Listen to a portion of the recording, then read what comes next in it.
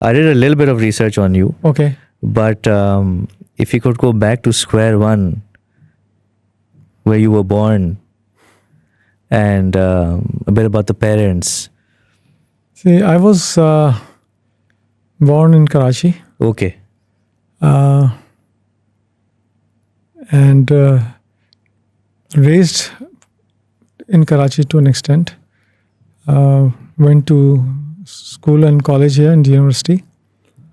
Then I moved to US, stayed there for a few years, started my career from there in KFC as a cook. And then became a manager, an area manager, and then I was very much keen to be part of international group.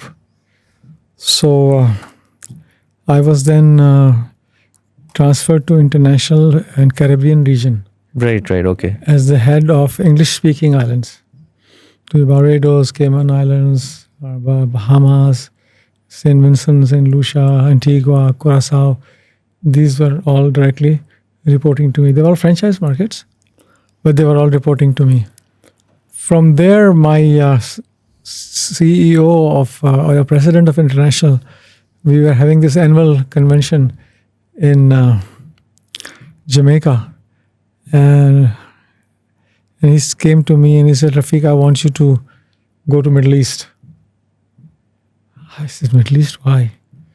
So I had interviewed for Middle East earlier, and they were not very keen because I was a Pakistani. And the interesting thing is that in one of my interviews in Kuwait, because that's where the head office was, this Egyptian gentleman sitting across the table, he looked very much like Umar Sharif, the old Egyptian actor, and very deep voice. And he said, "Mr. Rafiq, I want to be very honest and upfront with you. You're a nice guy. I like to be friends with you." I said, "Okay." He said, "The problem is that I have people who will not respect you." I said, "Why?" He said, "Let it go." I said, No, you said you're going to be honest with me. Mm-hmm. So I want to know why are people not going to respect me? In Caribbean, I had no issues. Okay. So why would I have issue in Middle East? So he goes, you're a Pakistani. We have drivers and cooks and gardeners as Pakistanis. And a Pakistani will come and tell us how to run business. Okay. It will be very hard for some of us to swallow. I said, "Okay. I mean, that's a personal problem. I can't do anything about it." Then he says, "The second thing is, you're too young. I have people who are old enough to be a father working in the organization in different countries." So I looked at him and I said, "Man, you must be having a heck of a time." He said, "What do you mean?" I said, "You're also young. These guys must not give you a hood." Mm-hmm. And he was like taken aback a little bit, but it was a very interesting conversation. And then my president comes and tells me, you need to go there. And I said, they told me that they will not respect me. He said, "They will respect you. You represent KFC International. It's not a small brand or not a joke." Mm-hmm. Anyway, I was transferred to Egypt. And to be honest with you, they were very friendly. I felt very much at home with them. Stayed there for about a year and a half, quarter to 2 years, something like that. Then moved to Saudi Arabia. I was in charge of Egypt and Saudi Arabia at that time. And the Gulf War happened. And I was in Riyadh. So Riyadh was under the Scud missiles range. So the insurance company in the US said, "We will not cover him. He has to move out of Riyadh." So I was moved to London for a few months, and then to Amsterdam, then back to London, and then to Jeddah. Stayed there for another 5, 6, 7 years. Then moved to Dubai for a couple of years. Came back to US to train in Pizza Hut, because initially KFC, Pizza Hut, Taco Bell were all separate companies. Okay, so this was KFC throughout. throughout KFC. But coming back to going to the US, how did that happen when you decided to study in the US? And I think you did your MBA from the US, yes, correct? yes. You know, actually, how it started was that I liked a girl very much. Okay. Okay, and my brother was a decision maker in the family. My father passed away when I was hardly 3 years old. Acha. And I told my bhabhi, I said, tell bhai, I want to marry her. So she said, okay. So whole week passed by, and every day I'm, waiting on her to call me and say, what has happened? So then I went to her and said, bhabhi, what happened?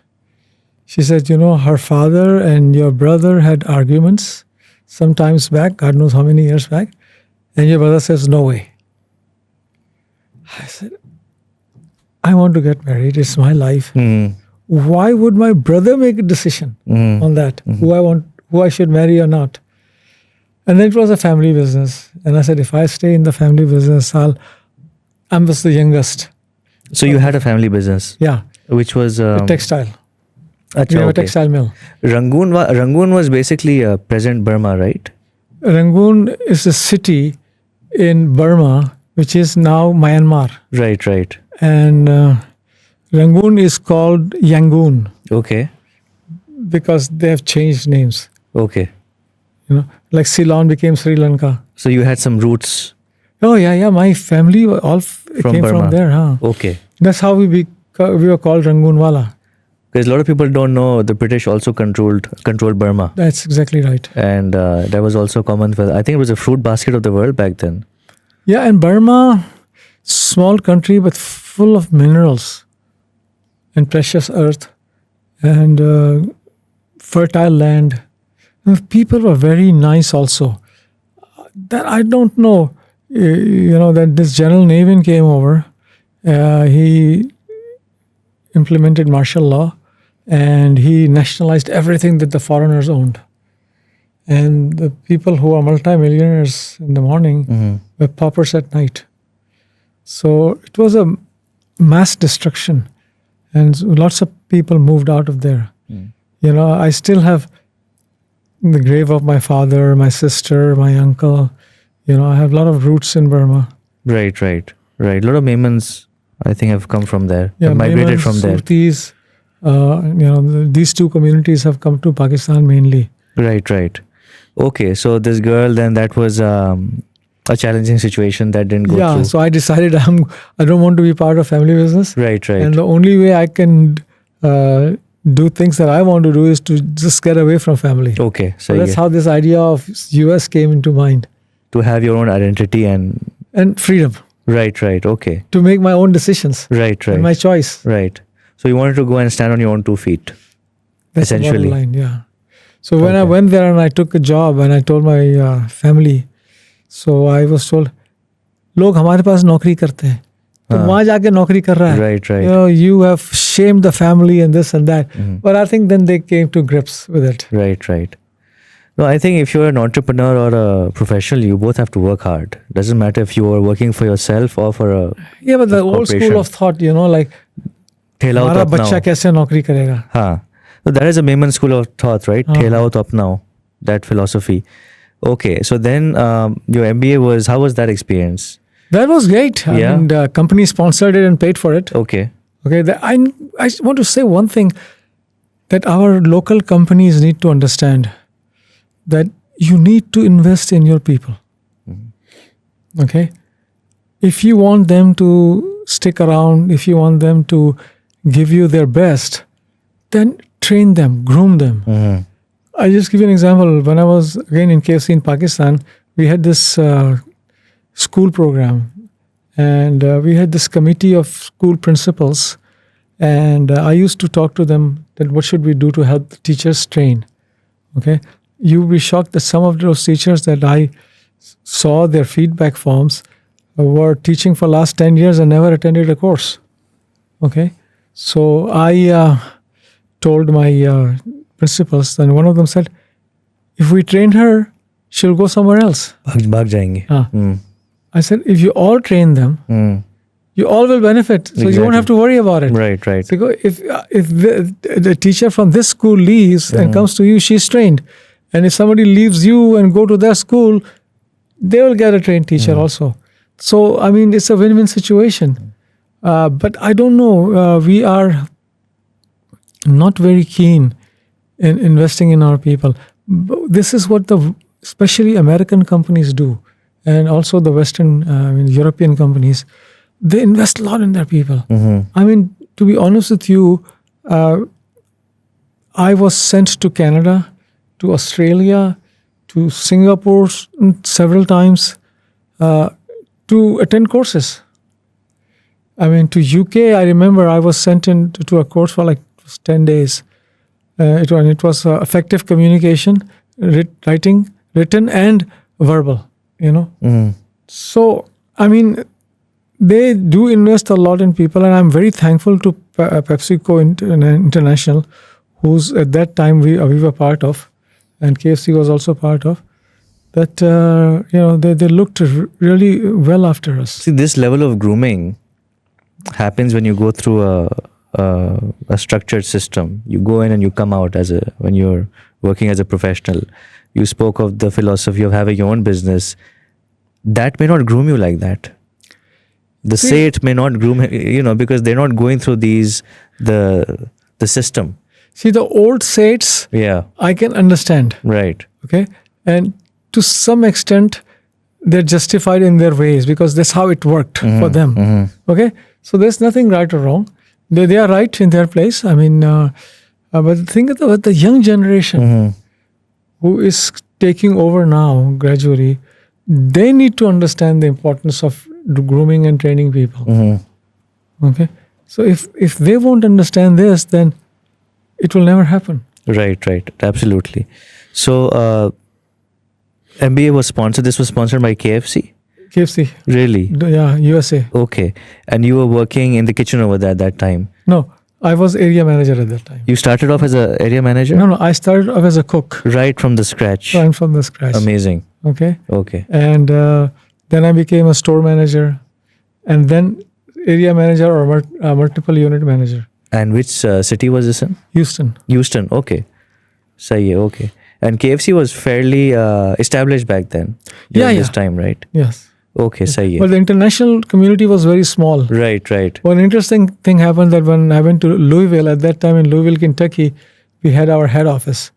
And after my appointment, the HR manager took me to lunch. There were KFC and Taco Bell and Pizza Hut in same building. So there are a lot of people who met me. He said, he's going to Egypt. So the guys said, oh, IBM. So I'm not going to IBM. I'm with KFC. I'm going to Egypt. And then the HR manager would smile. So when it happened 2-3 times, I said, what the hell is going on? So he said,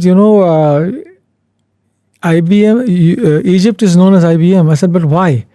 He said, because every time you ask them to do something, they say, Inshallah bukra. I mean, Inshallah tomorrow. And when the tomorrow comes, they say, Malaysia, never mind, Inshallah bukra. So that's how, we call them IBM. I mean, it's interesting, Yeah. But I honestly, I tell you, I had a great time in Middle East with those Egyptian guys. Really, I still have friendship with them. We still communicate. And this was what year when you went to Egypt? 86. 86. I went to Middle East. Okay. And the KFC in Egypt was established back then? Was it like... No, there were I think 8 or 10 KFCs at that time. Okay, so they had KFC way before Pakistan did. Oh, yes, way before Pakistan. Yeah.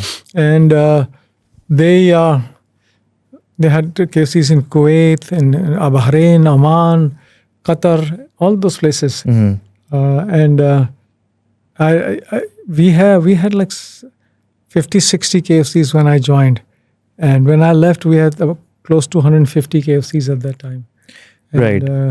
We had a great celebration with Nasir Kharafi Marhum, may Allah bless his soul. Great guy, we went through this invasion of Kuwait and this Gulf War, and and to be honestly, that helped me in Pakistan, that experience. So when 9/11 happened, Right. we had just did the groundbreaking of Sialkot that day, and I just came from there, and in Lahore, and I was in my hotel room, and I turn on the TV, and I see this planes crashing into the buildings. At first, I couldn't understand what the hell is going on. Then I realized, oh my God, And then right after that, there was a very uncertain time. People didn't know which side we were. Okay, and I signed leases for the restaurants left and right. Okay, the franchisees over here were at that time Coca-Cola Pakistan, and the head office was in Dubai. So I got a call from Dubai. He says, "What the hell are you doing? Are you okay?" And I said, "Yes, I know what I'm doing, because Pakistan will side with US, okay? Because we can't take, as we say in Urdu, panga with them. This Indian army standing at our border, okay? And then US will really bomb us to Stone Age. So we just need to take advantage of this right now, because people in Pakistan are not familiar with this kind of situation. I've gone through it in Kuwait, okay? So let's take the best locations at best terms and conditions, which we did at that time. Okay, so sometimes experience teach you a lot.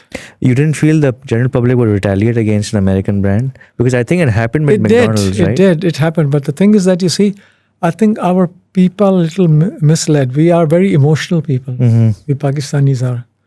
And we usually listen to people that we respect. And sometimes, unfortunately, they are also misguided. Now, I always tell people that by boycotting these Western brands, okay, by all means do it. If you think it's going to send a message or will stop them from doing what they are doing, and you think it's not right. But it's not going to make any difference to begin with, number one. Number two, you have no clue who owns these businesses. The best thing to do if you are educated, and go to your net and access their websites. Go to KFC's websites, go to McDonald's websites, go to Burger King's website. See who the management is. Go through their financials. In US, you have to disclose if you pay anybody, any organization or country, a certain amount of donation. Okay? So do you see any Jew or Zionist in their management team? Do you see any money going to Israel? Then how did it become an Israeli company? How did you assume that it is sending money to Israel to kill Muslims? Okay? First, understand the business model. Every KFC in Pakistan, every McDonald's in Pakistan, every a foreign chain that you have in Pakistan is owned by Pakistanis. These are franchises. Okay? They pay a certain amount of fee to the franchisor to use their brand name, to use their proprietary equipment, to use their store designs, to learn from them how to operate and run the business, and access to their business models and everything else. And they also train you, groom you, everything, and they charge you a minimal 5-7%, whatever. It depends on your revenue contract, on your revenue. And if you convert the Pakistani rupee into dollars, peanuts. Right. Okay, and they charge you because they have to support you and they have to look after the business worldwide. So everybody is paying. It's not just Pakistanis are paying. Right. So how come it's okay for others and it's not okay for us? Right. No, absolutely, you're right. I think all Pakistani investment. Yeah. And all Pakistanis are working in this business. Pakistanis are supplying different items to these businesses. Okay, they're paying tax to the government of Pakistan. These businesses are most tax compliant. Okay,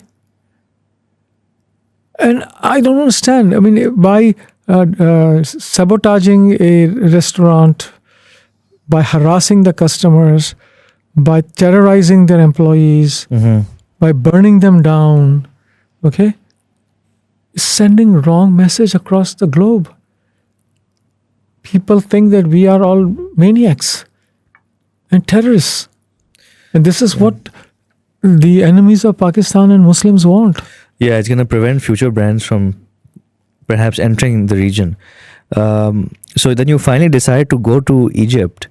Did you, and you experienced some racial and age discrimination? No, well, in the beginning, I felt that from his yeah. And then when you started working, how was that experience? I loved it. Yeah. I loved it. I said, those guys were so friendly, and we are still friends. Yeah. Okay. They were very friendly, very professional, and very welcoming. And these were primarily the local Egyptians? Okay.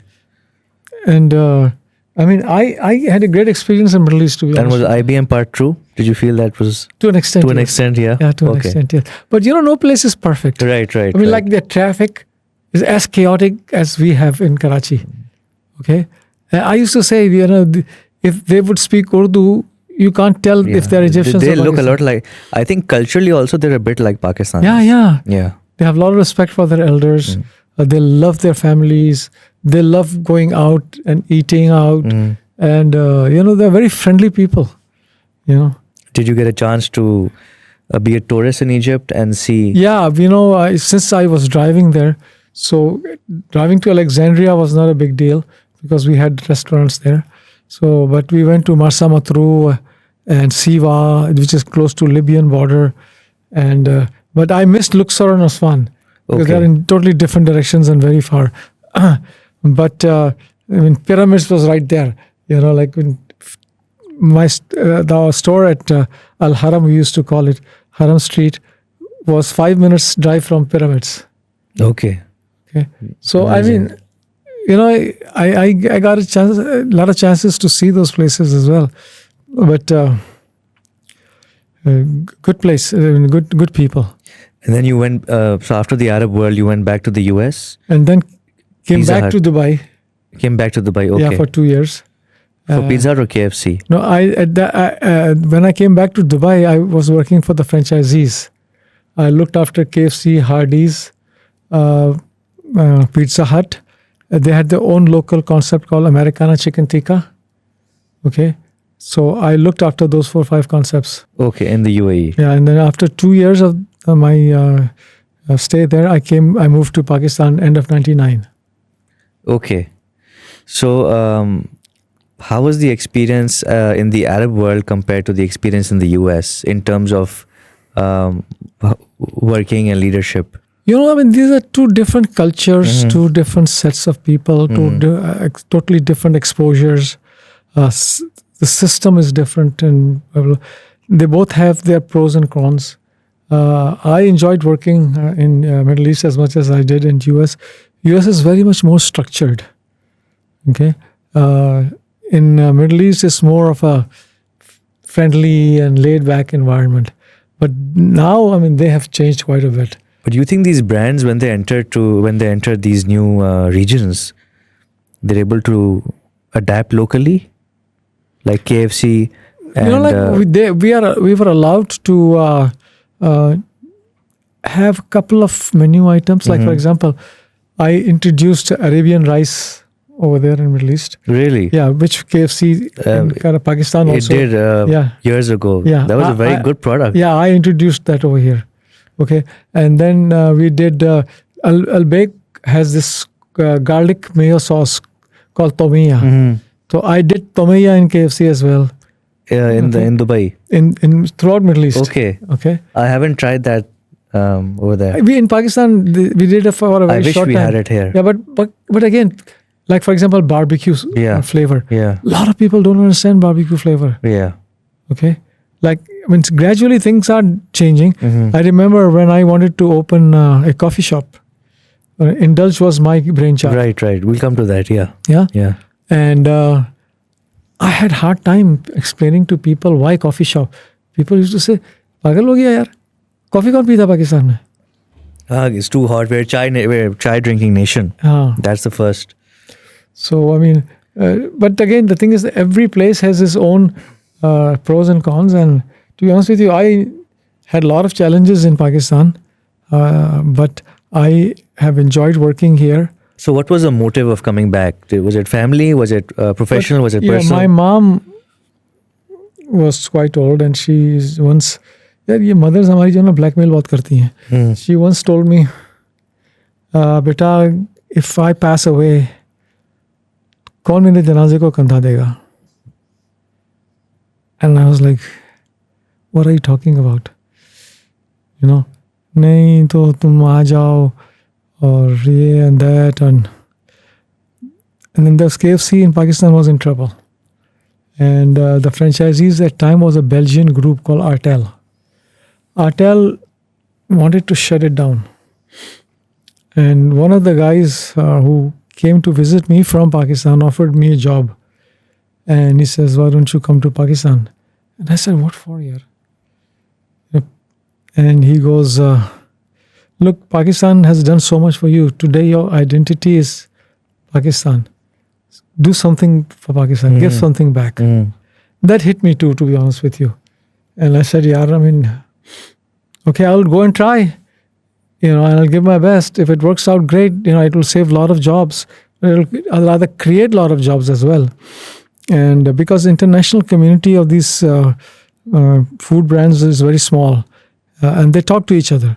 So if KFC shuts down in Pakistan, then it will send wrong signals. Okay. So I came here, and Allah has been very kind. We turned around the business. Then Coppola bought it from Artel, because when General Pervez Musharraf's government came, the Europeans are not used to martial laws, and they said, no, we can't work here and this and that. But Coppola bought it, and then when I left, we had more than 100 KFCs in Pakistan. Wow. And when I came here, we had 9. Really? Yeah. Wow. And we could have 150 or 175 if there was no boycotts and 9/11 and bird flu, and there was one crisis after other. Right. One crisis after other. Yeah, if Pakistan has stability, then I always look at Dolman Clifton. Considering our population, we should have 10 malls like that. Yes, definitely. But that's still the only go-to right now for a lot of people. So, 99, you came back and you joined KFC Pakistan. Yes. And you've been here since. I've been here since. You've been here since. Okay. So how long were you with KFC Pakistan for? I was with KFC for 14 years. Okay. Then I joined Pizza Hut and Burger King, TGI Friday. I was looking after these Same ones. group? No, there's different group. Different. Yeah. And then for 5.5 years, I worked with Monsalva. It's a frozen food brand. Then I decided to, call it a quits. 44 years of working, I was getting tired. And to me, it's like if I get up in the morning and don't feel like going to work, then it's time to leave. So I said, it's time to leave now. Because I wanted to spend some time in social work. As we say in Urdu, ke duniya bahut kamai hai, kuch thoda sa akhirat ke liye bhi kaam karo. So, and with the job, you can't do it. You can't travel with the job, because obviously your job comes first. So I wanted to take a break. And this is what I've learned for Americans. And I think which is very good. Our elders, they work all their lives. Okay. When do they enjoy it? I mean, just going out for dinners and attending wedding parties and all this stuff is part of enjoyment, yes. But, like Americans do, they go out and they explore. They have a good time. It's like their retirement is their golden time. And for us, it's like we're always thinking about our kids and then our grandkids. And, like we want to stick to the business because we feel that if we don't, then maybe the kids will screw it up. Okay, sometimes people feel that way. Or what will we do? That's all I have done all my life. Yeah. That's a big problem. Yeah. But we need to find things to do. That's what I tell people. I said, get a hobby, play some sports, okay? Make some friends, for crying out loud. There's a difference between associates and friends. You'll have a lot of associates, okay? But friends are always few, Right. Friends are the people that you can share things with that you won't share with your wife even. That's your friend. Right. Without worrying about it. True. Absolutely. But some people are just so used to working, they maybe they can take a break for a week or two, but then they just I think it's a challenging situation to be in the retirement age. See, I tell people, we think retirement is sitting at home and doing Allah. That's not retirement. Okay? Retirement doesn't mean you don't work. You become redundant. No, that's bad. That will eat you up. I tell them, look, have an office, small office or whatever. Find something that you can go and do every day without depending on a lot of people. Okay? Go every morning to your office, do whatever you have to do, but be disciplined. Go on time, leave on time. Okay? Then see what you like to do. You spend time with friends, play a sport, walk, okay, listening to music, okay, or watching documentaries, whatever. Have some me time, okay, and then obviously you go back to your family. Right. So our problem is in our society that we don't have me time. All our working and or our waking hours are spent with family, friends, and work. These three things. Okay, but where am I in all these things? So I need to do something that I want to do. I enjoy doing it. I get some inner satisfaction out of it. Do you feel you're an introvert slightly, or you're I don't think I'm an introvert. You don't? I Okay. wouldn't be talking so much if I was an introvert. Yeah. Some people have to,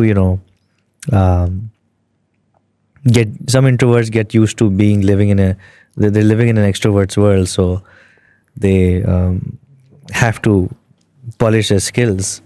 Skills are something that we learn with time, and you don't have to be, extrovert. You can still be an introvert and part of a group.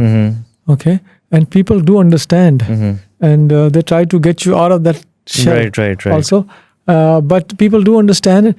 The thing is that it's your personality, in the sense that your sense of humor, whether you respect others or not, and whether you enjoy their company or not, okay, and things like that, that will make you likable, and then it will make you comfortable as well, so they'll like you as well. Okay, so you got to work at KFC, the US, the Arab world, and Pakistan. Now, when you came to Pakistan, how did you feel? Because there's so much of the young population here. Well, I'm a Pakistani to begin with. Yeah. So to me, at times I felt like I was a foreigner here. Okay.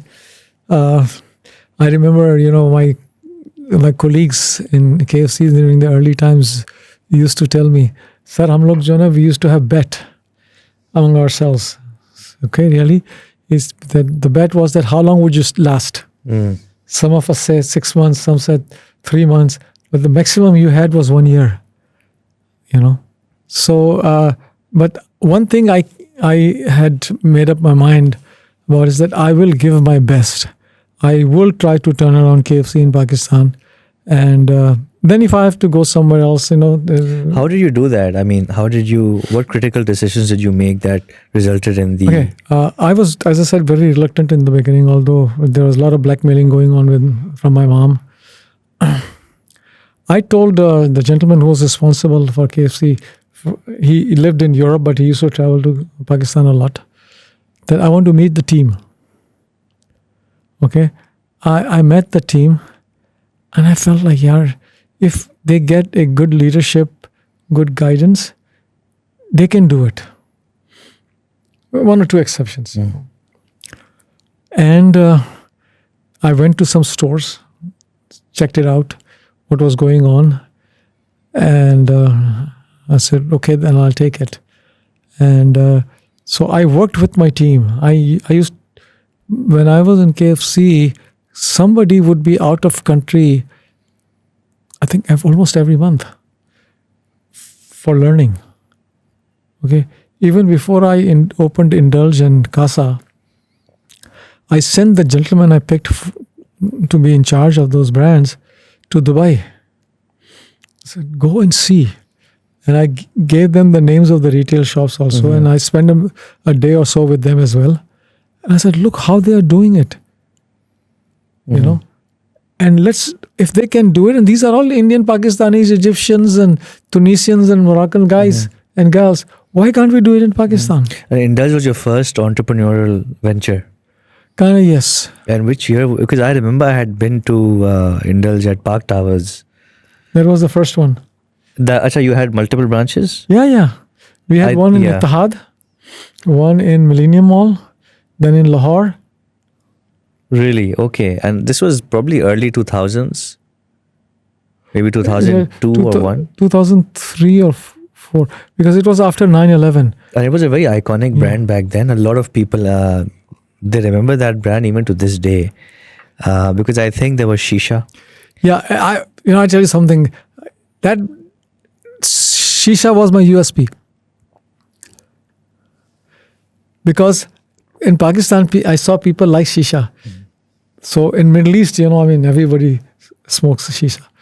So I used to have different flavors. I don't know if you tried it or not. At that time, I'm not a Shisha fan. Okay. Actually, I do remember trying the blue lemonade. That was, I think, the electric lemonade.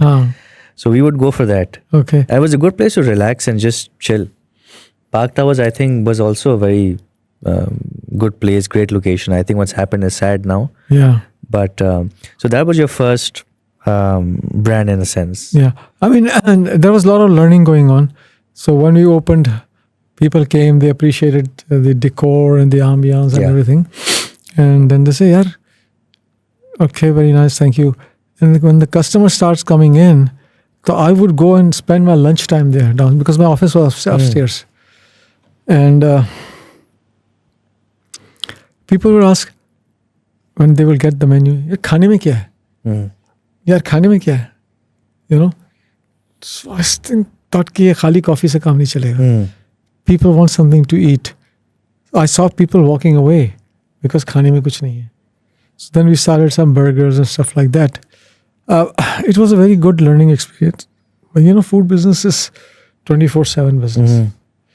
You can't take an hour off from this business. What's one misconception do you feel people have about the food industry? Because a lot of people want to start a restaurant. I think that's something you've probably heard a million times, or maybe your friends or associates must have asked you that, Mr. Rafiq, I want to start a restaurant. So what is one thing you think people, what's one myth that you feel that you want to bust? Like fast food or food business is like any business. Success is not guaranteed. Okay?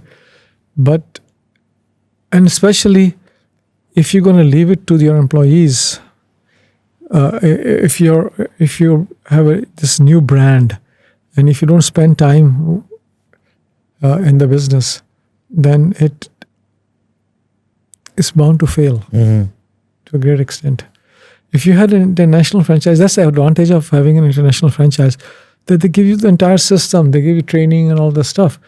So, but when you're developing your own system, you don't have that. So you have to develop it, and then you can leave it to your employees and stuff like that. So I think people make this mistake. They think they'll hire someone from McDonald's or some Pizza Hut or some place. That's good enough. Why do you think Pakistani brands haven't been successful at franchising? I think it's a couple of reasons, food brands may. First of all, we want to run a business in London with a Pakistani mindset, with Pakistani people. You see, like for example, chef, you have to have Pakistani.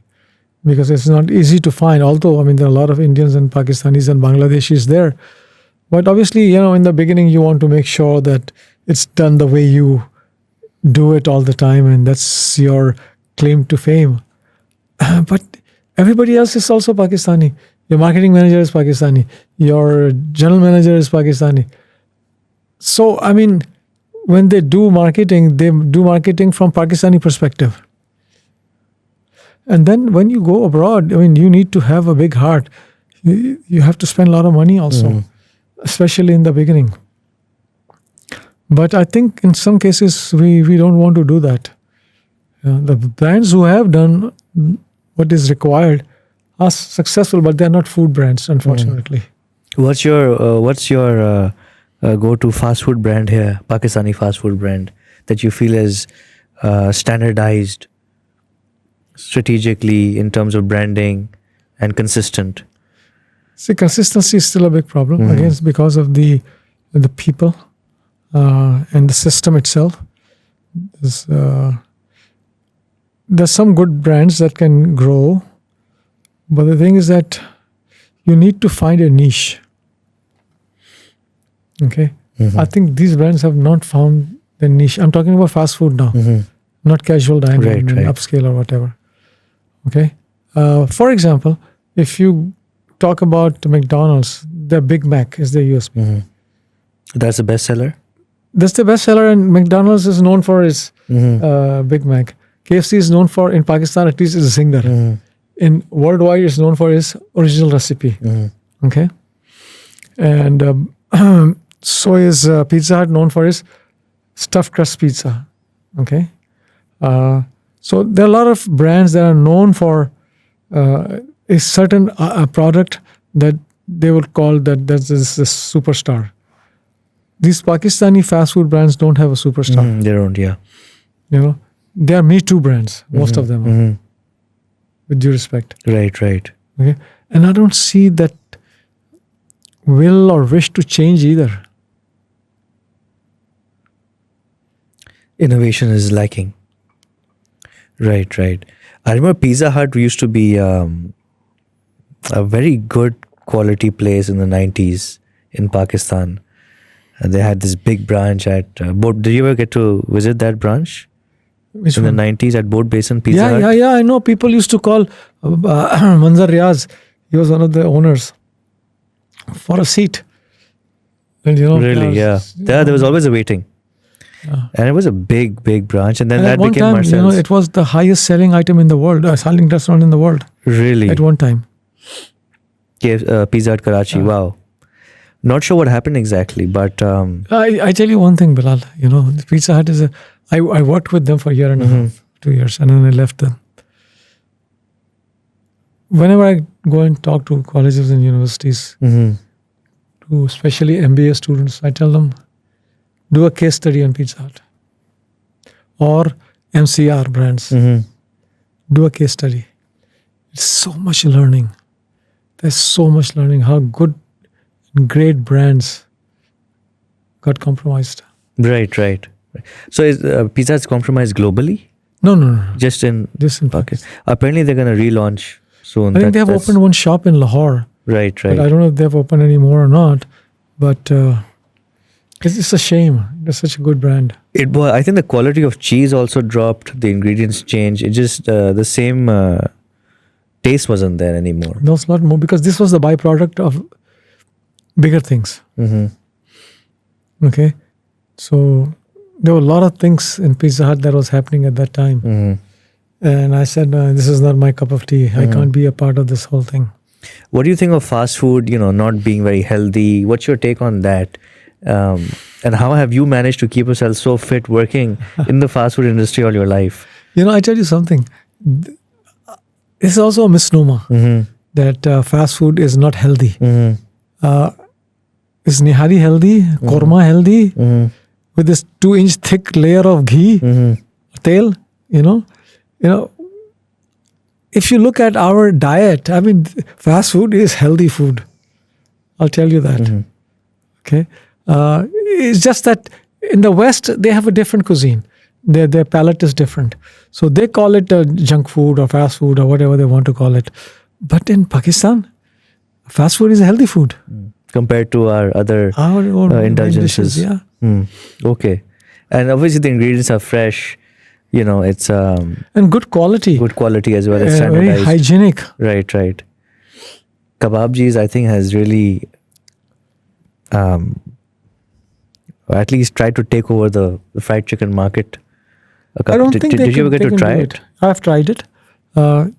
Obviously, they need to improve. The standardization is not there. Yeah. We get the same reason. I mean, opening a shop is, does not guarantee success. I mean, a boycott was going on. The timing was right. They opened the shops, and competition should come. I mean, kebabji, they can go a long way. I mean, but the thing is that they have to put things in place. And So if you were to start a fast food brand today, what would you do and how would you do it differently? see, I will focus on 3-4 things, which I call it QSCV. QSC is quality, quality of your facility, quality of your service, quality of your hygiene. S means, again, second is more emphasis on service. Service is very important, which I have seen last 2-3 years going down the drain in Karachi. I won't say anything about Lahore and other places because I don't visit restaurants very often there. And C means cleanliness. In US, there was a survey long time back, and people were asked, how do you judge the hygienic condition of a kitchen? Because you can't see the kitchen. They said, by the restrooms. If the restrooms are dirty and messy, the kitchen would be dirty and messy. Okay? So we need to focus on cleanliness very much. And with now like flies and mosquitoes and all this stuff, it becomes more important in our society. And when you have QSC, then you will get V, which is value. Okay? Value doesn't mean cheap. You take a cup of tea in dhaba, at any dhaba, it'll probably 150 or something like that. But go to Move and Pick, same cup of tea would be 3 times. You don't mind paying for it because you feel that's the value over there. It's a 5-star hotel, the ambiance, the waiter, and this and that. Versus a dhaba, we're sitting outside in this, in the open, and the service also is not accordingly. I mean, some of those guys are very good also, but so I would focus on that first, and I'll see, is there anything different I can offer in terms of menu item? If I don't have anything different or unique, as I said, which is a USP, then I will be also a Me Too brand. What cuisine would you go for? Because one thing that it's a personal observation, Mexican food hasn't really scaled in Karachi much. Arabic food, not so much. Paramount was good, couldn't sustain itself. There were many other restaurants like Paramount, Arabic, Lebanese food. But burgers, fusion food like Thai fusion, sushi, and pizza, they seem to be doing pretty okay. You see, the problem is what we are used to, like Taco Bell's food and all this. It's not Mexican. It's Tex-Mex. Okay. And the Arabic food, I remember when I first joined KFC in Pakistan, I was told, okay, we are not selling original recipe, which is KFC is known for worldwide. Okay. And I said, why? He said, people say that ye to marizon wala khana hai. It's not spicy, huh? It's not spicy. Tika hai, yeah. Okay. So I collected data for a year and a half, and then I went to Louisville and I showed them the data and I said, look, we are losing tons of money. People don't like it. Okay. So let us do crispy only, spicy crispy. And they allowed us. They were sensible and nice enough to allow us.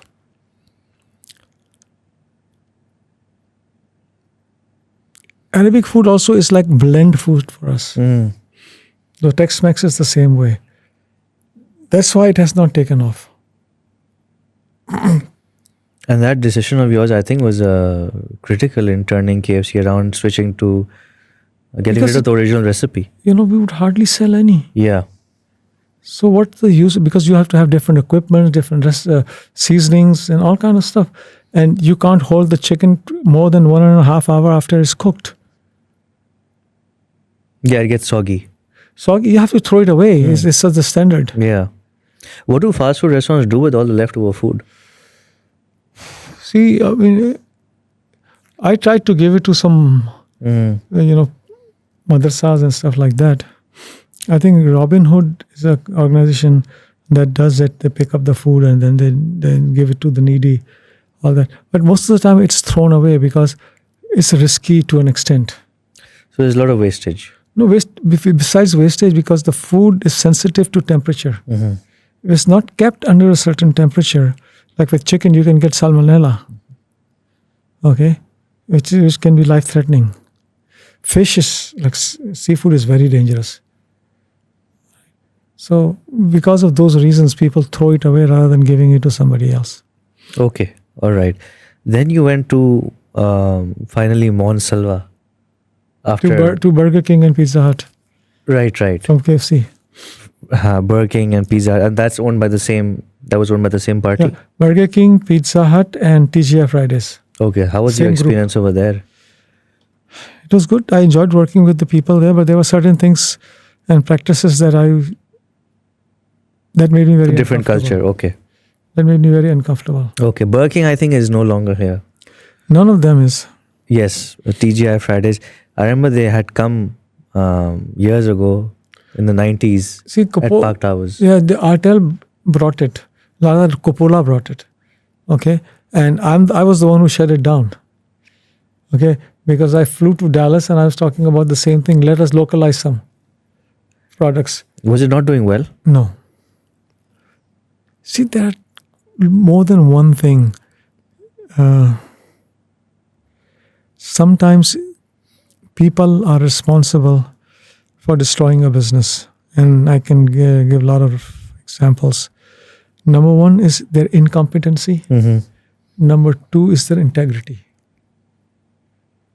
When I heard how much each thing's cost in TGIF Fridays, I literally screamed.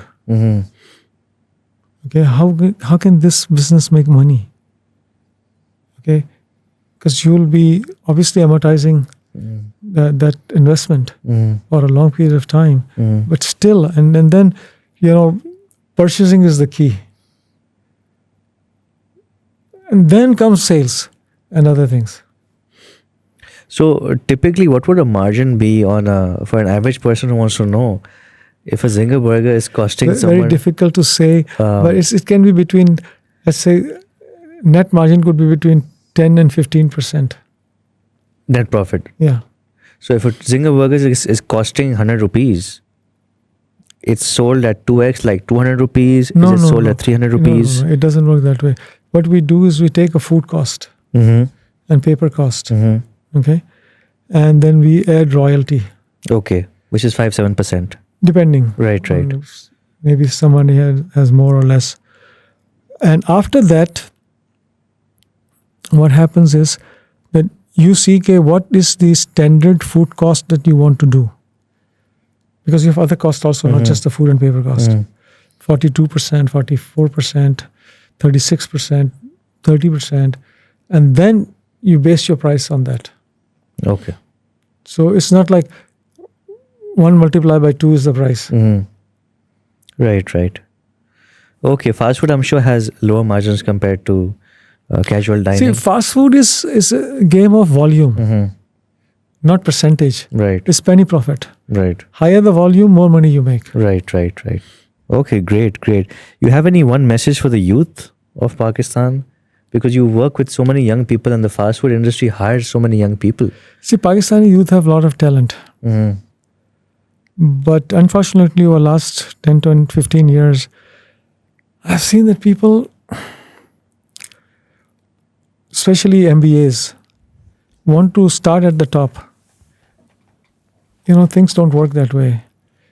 You have to learn the business. I'll just share a small story with you, and then that will have the message also.